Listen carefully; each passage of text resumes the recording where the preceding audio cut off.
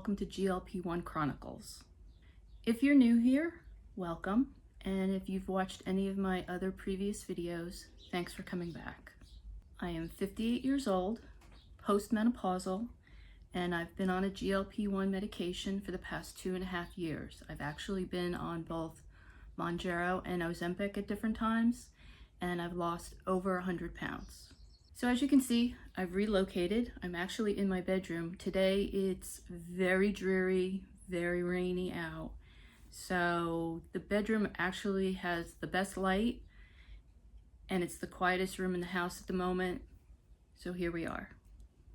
So today I thought I'd talk about 5 foods that I personally don't eat on my GLP-1 journey.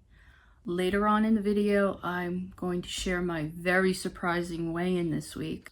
I want to preface this by saying these are just my personal preferences. I'm not telling you what you should or you shouldn't eat. I'm not a medical professional, so you should always check with your own doctor to discuss your own personal dietary needs. There are a lot of popular foods out there within the wellness community right now, and I don't eat a lot of them because out of my own personal preference, I don't like the taste, I don't like the texture, or whatever reason. So I just decided to make this video to show that you don't have to eat those popular foods in order to lose weight. So with all of those disclaimers up front, let's get into my list. So before we get started with the actual list, I do have one honorable mention. Honorable mention goes to cottage cheese. If you were to put a bowl of cottage cheese in front of me, even if you added fruit or everything but the bagel seasoning, I won't eat it. I'm like a child. You have to hide it in other things in order for me to eat it. I make protein pancakes with cottage cheese. I make waffles, protein waffles with cottage cheese. I make egg bites with cottage cheese. I've actually made cottage cheese mac and cheese. So I will eat cottage cheese, but it has to be disguised in something else.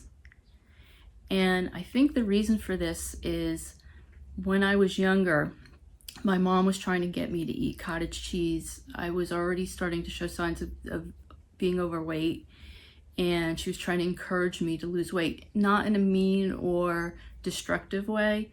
Like I said, it was just sort of gentle encouragement, and I did try to eat cottage cheese back at that point, and I didn't like the texture and I didn't like the taste, so I just wouldn't eat it. And in fact, I didn't eat cottage cheese for almost 40 years.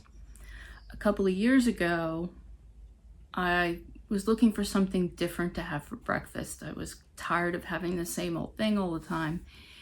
So I picked up one of the little cups that come with the fruit in it. And I thought to myself, you know, as I've gotten older, my tastes have changed. There are foods now that I eat that I wouldn't eat when I was younger.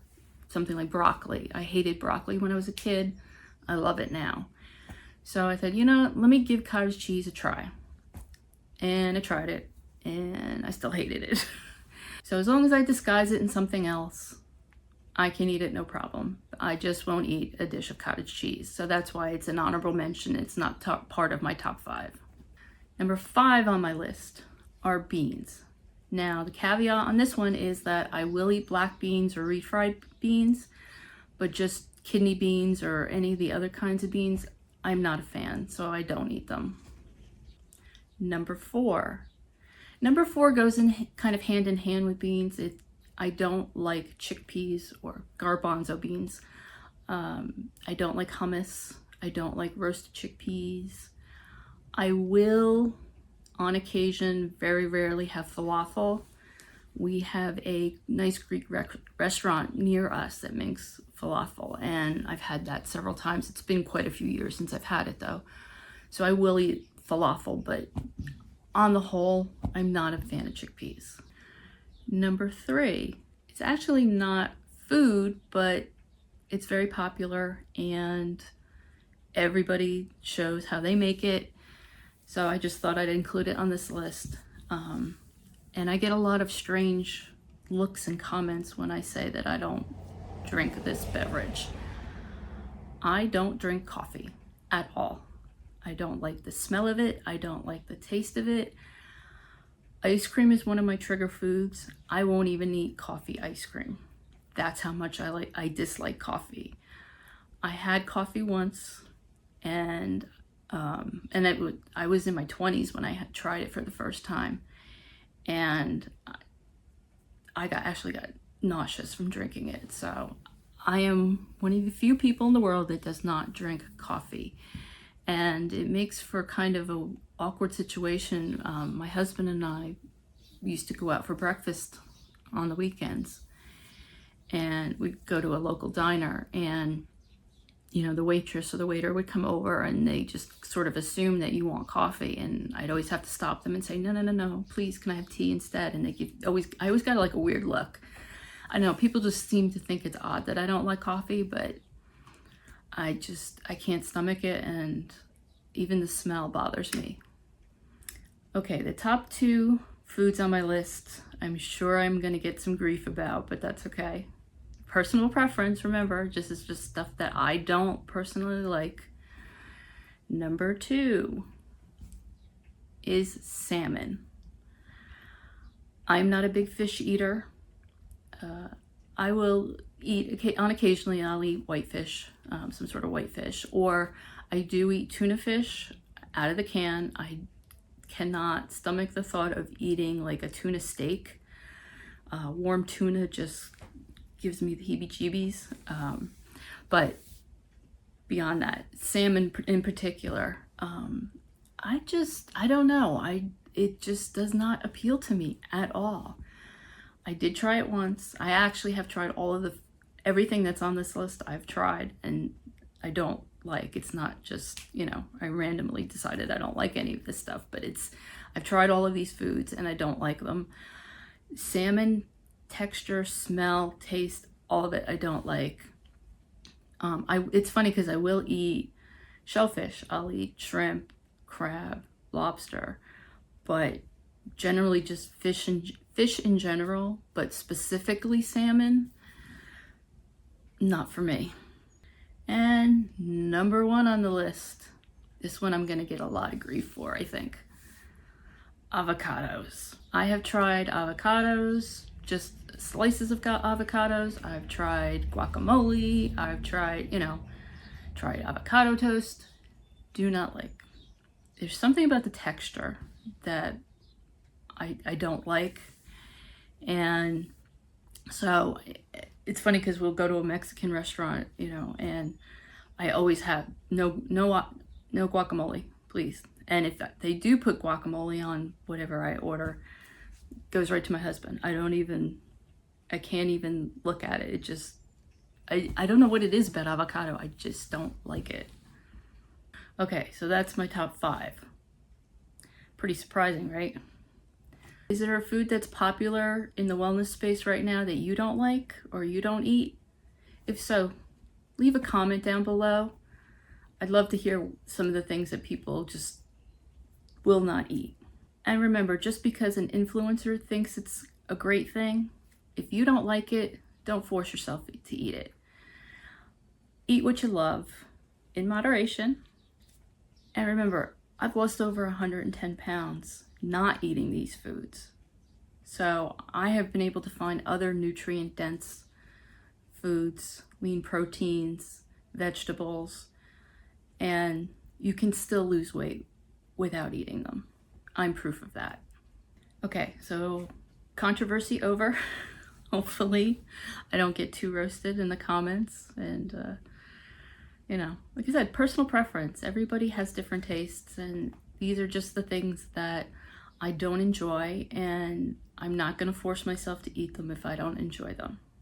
Okay, for this week's weigh-in, I have to tell you, I was shocked. So shocked that I got off the scale and got back on it just to double check my weight to make sure I wasn't hallucinating. I think I've discussed in the past how I was a very quick responder when I first started When I started on Mounjaro and then moved to Ozempic and back to Mounjaro, I was a very quick responder. I lost 12 pounds the first month I was on Mounjaro, but I also had a lot of weight to lose at that point. And as time has gone on, I've become a slower responder. And now I'm at the point where I may only lose a couple of tenths of a pound one week, and then I might gain a tenth or two of a pound. So the weight loss has slowed significantly since early on in my journey. So when I got on the scale this week, and I looked at the number, I was absolutely flabbergasted. I lost 2.8 pounds this week. Don't ask me how, don't ask me why, I just did. And I had a pattern when I was losing weight more regularly where I would have 2 or 3 weeks of smaller losses, and then I'd have a big loss. And then I'd have a couple more smaller losses and a larger loss. So maybe that's what's happening. I have changed up a couple of things that I've been doing. One is I'm trying to get more steps in during the day while I'm at work. It's hard because I work a desk job. I work as an editor, so I spend a lot of time in front of a computer. Particularly lately, I've had a lot of really intense work I've had to do, and so I've been really had to focus, and I end up sitting too much. So I've been trying to take breaks, one for my mental, to give my brain a break, but also to get up and move around a little bit more. So I have actually been getting a few more steps every day. The other thing is I found that I was starting to snack more at night, and I was starting to fall into that trap. And I have been trying lately to cut out the snacking, and really kind of rein that in, because I think it was really hindering some of my weight loss. Now, I haven't had a loss like that in probably a year or two. And like I said, I was so stunned. I jumped off the scale, and I'm like, that can't be right. I can't have lost 2.8 pounds this week, because my food intake really wasn't that significantly different than it had been the week before or the week before that. So I got back on the scale, and lo and behold, that's what it said, the same exact weight. So I am now down 100, oh gosh, math is not my strong point, over 115 pounds. Actually closer to like 117 pounds. Is that right? Yeah, 117 pounds. Wow. I suspect that I'll probably gain some of it back this week. Not that I've eaten poorly or anything. I have a feeling it was just like an odd fluctuation that I just caught.